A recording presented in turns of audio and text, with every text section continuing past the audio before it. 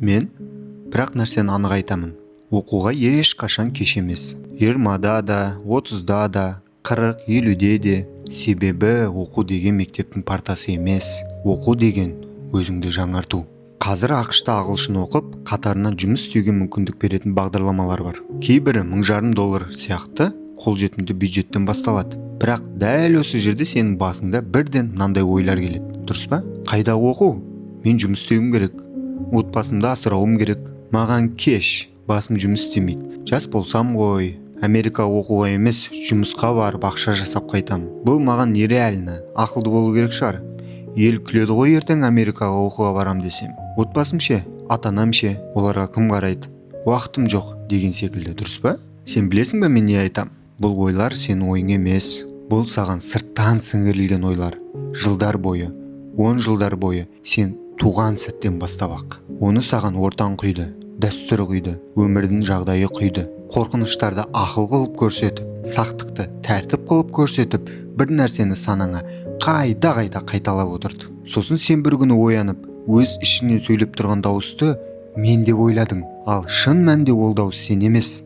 Ол саған үйретілген сценарий. Маған кеш, ұят болады, ел не дейді, менің қолымнан келмейді, алдымен ақша, сосын оқу. Бұлар ақиқат сияқты естіледі. Бірақ көбіне бұл жай ғана үйреншікті қорғаныс.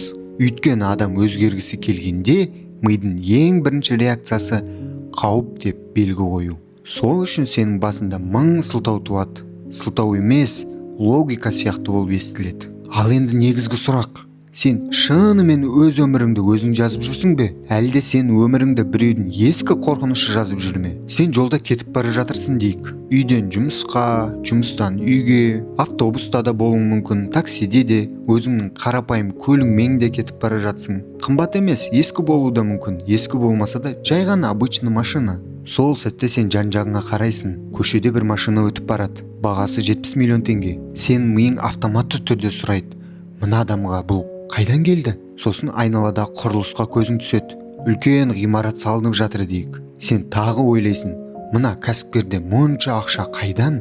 Өйткені сен түсінесің ғой, әр кірпіштің өзінің құны бар. Әр шлакоблок ақша, әр терезе, әр фасад миллиондаған теңге. Мынау жай здание емес, бұл үлкен ақша жейтін машина.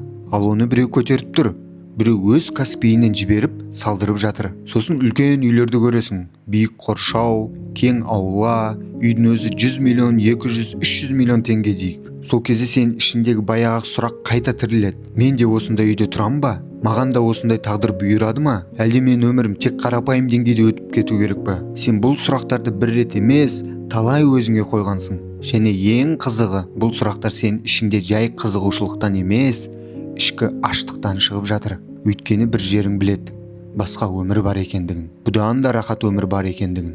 Сосын ішіңде бір ауыр нәрсе оянады: терең қызғаныш. Қызғаныш жеңіл сезім емес, қысатын, тұншықтыратын сезім. Бізді бала кезден үйретті ғой, қызғаныш жаман деп. Сол үшін сен ол сезімді мойындағың келмейді. Және дәл сол сәтте сен миың өзін қорғау үшін бір трюк жасайды. Қызғанышты сезінбеу үшін, қызғанышты жасыру үшін сен өзіңе ақталу ойлап табасың. Неге оларда бар, ал сенде жоқ? Неге олар жақсы, ал сен жоқ? Содан кейін ішіңнен осындай сөздер жүреді: ол госслужбада ғой, ұрлап отыр, оның артында бір крыша бар шығар, ол 90-шы жылдар үлгерді, сол кезде ақша жасау оңай еді, қазір ондай ақша табу мүмкін емес. Сен осылай айтқанда, ең бастысы сен бір нәрсені дәлелдегің келеді: мен лох емеспін, мен жеңілген жоқпын, жай жағдай солай болды. Өйткені адамға ең жаман нәрсе өзіңді әлсіз сезіну, өзіңді бақылаусыз сезіну. Сондықтан бізге жауап керек. Қандай жауап болса да, тек өзімізге ыңғайлы болсын, тек ішіміз тынышталсын. Бірақ бір сұрақ: осындай өтірікпен өзіңді жұбатудан кім ұтады, кім ұтылады? Жауабын сен білесің, бірақ мойындағың келмейді. Өйткені шындық ауыр. Мен сені түсінем, мен сені білем. Себебі мен де бір кезде сен орныңда болдым. Бұл сезім тілдің ұшындағы ащы дәм сияқты. Жеңілістің дәмі, үмітсіздіктің дәмі. Бірақ мен өзгердім, және сен де өзгере аласың. Мен ақшқа оқуға және жұмыс істеуге кеттім. Сол жақта өз көзіммен көрдім. 63 жастағы ер адам бар еді. Немерелері бар. бірақ өмір бойы ішінен дәл сол жеңілістің ащы дәмін татып келген. Сол адам 65 жасында ақша жасап жетістікке жетті. Ең мықты жері ол оны өтірікпен жасаған жоқ. Өзіме ғана пайдалы деген әңгімемен емес, шын нәтижемен жасады. Сол шындыққа тек қана өзі емес, айналасы да, таныстары да көріп, мойындап, таңғалды. Ең бастысы ол өзіне дәлелдеді. Мен де істей аламын деп. Енді ақш-тағы F1 студенттік визасы туралы сөйлесейік. Қазақтардың ішінде көп адамға ең қолжетімді жолдың бірі ағылшын тілі курсына университетке оқуға түсіп виза алу. Бағасы $1,500. Осы соманың ішіне мен тарапымнан толық кәсіби қызметтер кіреді. Құжаттарды дұрыс жинау, бағыт беру, дайындық, стратегия, консулдық төлем, сервис, оқу орнының қабылдауы, I-20 сияқты процестердің бәрі жүйелі түрде өтеді және суммаға кіреді. Егер сенде осы ақша болса, сен нөлден бастап соңына дейін жасың қаншада болса да студенттік визаны паспортқа түсіруге нақты әрекет жасай аласың. Бірақ дәл осы жерде сенің басында бір сұрақ тұрады. $1,500 бүгінгі курспен шамамен 750 000 теңге. Сол ақшаны ақшқа оқу мен жұмысқа бару мүмкіндігі үшін жұмсауға стоит па деген. Сен ойлайсың, 750 000 теңгеге Қазақстанда не істей аламын деп? Машинамды жөндеп алайын ба? Үйге мебель алайын ба? Бір кішкентай бизнес бастап көрейін ба? Өзіме, бала-шағама киім, үйге анау-мынау зат алайын ба? Ақшаны жинап ұстайын ба? Әлде бір жаққа барып бір апта демалып қайтайын ба деген. Вариант 1000, бірақ шындығы біреу. Егер сенде ол ақша бар болса, сен оны бәрібір бір күні бір жаққа жұмсайсың. Сұрақ басқа, сен оны қайда жұмсайсың? Өзіңнің өміріңді кеңейтетін жаққа ма, әлде жай қажеттілігіңді жабатын жаққа ма? Жарайды, келістік. Сен ақшқа студенттік виза тапсырамын деп шештің делік. Келесі сұрақ бірден келеді. Визаны ала аламын ба деген. Осы жерде мен шығам делік. Мен өз қызметімді сұнам, сен менің кәсібилігіме сендің делік. Біз 3 ай дайындалып, бәрін дұрыстап қойдық. Жол болып 5 жылдық студенттік визаны алдық делік. Сонда сенің келесі сұрағың туады. Ары қарай не деген? Ары қарай сенде аздап уақыт болады. Жиналу, билет алу, оқу басталғанға дейін өзіңді дайындау. Әдетте виза оқу басталарға жақын уақытта беріледі. Сондықтан сен жоспарды нақты қоясың. Сен билет аласың, Америкаға оқу басталардан 1 ай алдын ұшып келесің. Бөлмеге орналасасың, келесі күні оқу орнына барып келгеніңді тіркетесің. Саған сабағыңның графигін береді. Сабағың 1 айдан кейін басталатын болса, сен алдыңда дайындалатын уақыт бар. Сосын не? Сосын сен жұмыс іздейсің, жұмыс берушімен сөйлесесің. Мен оқуым бар, таңертең сабақта боламын, түстен кейін жұмысқа шығам дейсің.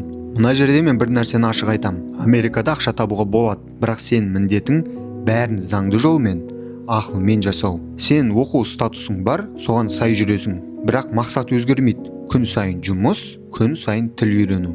Мысалы, сен өзіңе план қоясың. Күніне кемі $200 табу. $200 күніне, ол айына шамамен $6,000 болады. Одан сен бөлмеңе ай сайын $500 төлейсің. Ай сайын тамақ пен транспортқа $500 кетеді. Студенттік визаңды заңды түрде ұстап тұру үшін ағылшын курсына айына шамамен $800 шығын болады. Қалғанын жинайсың, немесе жақындарыңа жібере бастайсың. Америкада алғашқы кезде сен 2 міндетің бар. Күнде жұмыс істеу және тілді максимально тез көтеру. Жарты жыл өтеді, сен ағылшынша сөйлей бастайсың, тест тапсырып көресің. Сол тесттің нәтижесімен сен алдыңда басқа оқу, курстарға есік ашылады. Құқық, медицина, бизнес, менеджмент, актерлік, режиссура, не қаласаң, мыңдаған курс бар. Реально үйретеді. Бұл жылдар, бұл еңбек, бұл өзіңе жұмыс, өз мамандығыңа жұмыс. Себебі сен бір күні кәсіби оқуды бітіргенде сен басқа адам боласың. Егер бұрын үлкен ақша деген нәрсе саған түсініксіз болса, кейін сен оны механизм сияқты көресің. Егер бұрын сен тек адамдардың машиналарын, ғимараттарын көріп, қайдан деп жүрсең, кейін сен оларға қайта қарағанда әр бұрыштан мүмкіндіктерді көресің. Әр әңгімеден, әр жаңалықтан, әр заңнан, әр саясаттан, әр үлкен сөзден тек қана мүмкіндікті көресің. Сол кезде жылына $200,000 табу немесе өзіңнің алғашқы $1,000,000 арман емес, уақыттың мәселесіне айналады. Өйткені сен өзіңе дәлелдейсің. Мен бәрін істей аламын деп. Міне, осы нағыз успех. Бұл тақырыпта біз әлі талай сөйлесеміз. Айтарым көп. Егер осы видео саған тиді, егер өміріңді өзгерткің келсе, егер тіліңнің үстіндегі ащы дәмнен құтылып, мүмкіндікті көргің келсе, видеоның астындағы описаниедағы WhatsAppқа жаз. Абди, мен Америкаға барғым келеді. Ақшам бар, мен дайынмын деп, сосын бірге бастаймыз. Ал егер сен барғың келеді, бірақ дәл қазір толық ақшаң жетпесе, $1,500 3 айға бөліп төлей аласың. Айына $500. Мысалы, қаңтарда $500, ақпанда $500, наурызда $500, сәуірге қарай сен F1 студенттік визаңды біз аяқтаймыз. Бірақ шарт бар, сен нақты білуің керек. Осы шығынды көтере аласың ба, жоқ па? Мен күтемін, тек қана алға. Сендермен болған мен Сайлау Абди.